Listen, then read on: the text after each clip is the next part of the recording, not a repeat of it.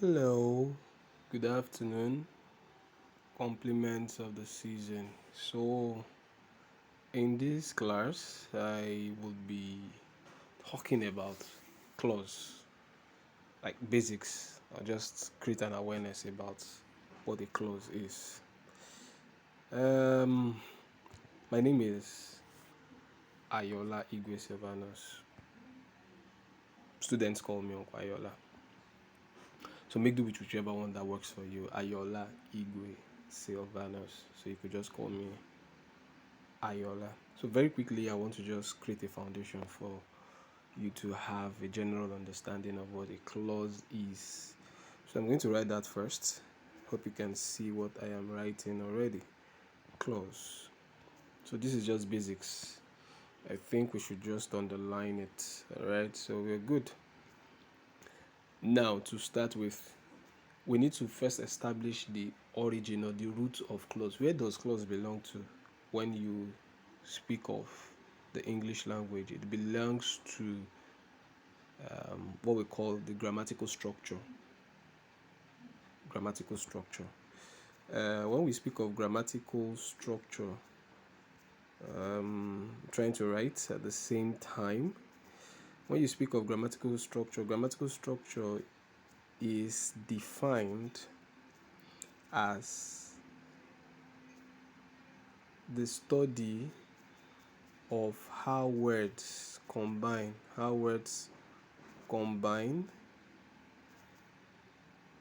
to form larger units. How words combine to form larger units. I think we should just do unbold it. I think this is better. So when you speak of grammatical structure, you speak of the study of how words combine together to form larger units. The clause is the second highest, or the second to the highest grammatical structure. If we're listing the grammatical structure in terms of how the words combine to form larger units from the least, we'll start first with what we know as morpheme, smallest meaningful unit of a language that cannot be broken any further, followed by word, then you have phrase, then you have clause, which is the point of emphasis, then you have sentences. So we're going to just concentrate on clause. All right, so now to the question of what a clause is. A clause is simply a group of words. Clause is a group of words that has a subject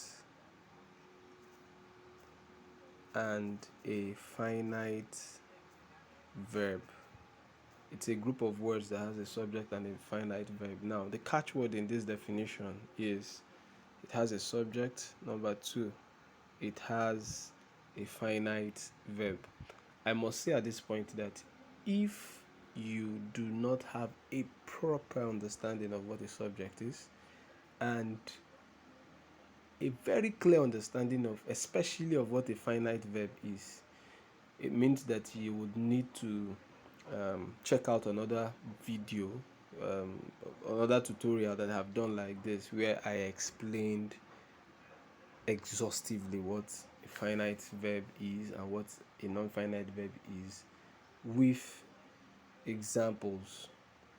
So I take it for granted that you know the difference between a finite verb and a non-finite verb. So what makes up a clause is a subject and a finite verb. Some people will say, a clause is a group of words that makes complete sense. That is not exactly correct, because there are two types of clause: the independent clause and the dependent clause. So if we define a clause as a group of words that makes complete sense, then where does it leave the dependent clause, which is another type of clause? But one thing that is common to the independent clause and the dependent clause is that both of them would definitely and always have a subject and a finite verb. Always will have a subject and a finite verb. All right. Let us do something. Types. Let's include that very quickly. Types of clause. So we have types of clause as independent clause,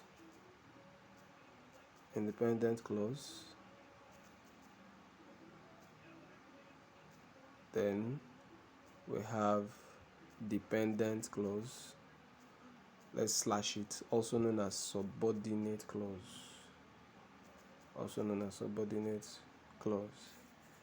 yes, basically that. For the avoidance of doubt, let's write a small thing on subject. It won't be anything elaborate before, so then we would look more in depthly into the dependent clause, which is where students usually have issues. So in English language, we'll define is subject. It is defined as a person. It is defined as a person or thing that performs an action, or the sentence is talking about. There are two types of subject: grammatical subject and logical subject. But that's not where we're going to. So as I create awareness and you think there are things you're supposed to know and you don't know, you do yourself a world of good to go read up on it. So let's look at we've looked at the subject. So finite verb, just for clarity purpose, finite verb. But then if it is defined as a tensed verb, that is a verb that indicates whether the action expressed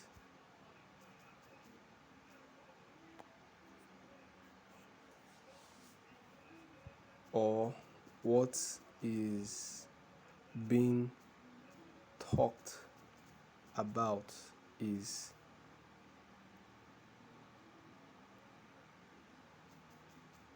present, is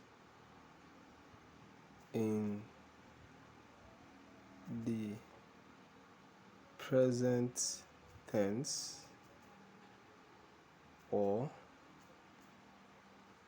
past tense.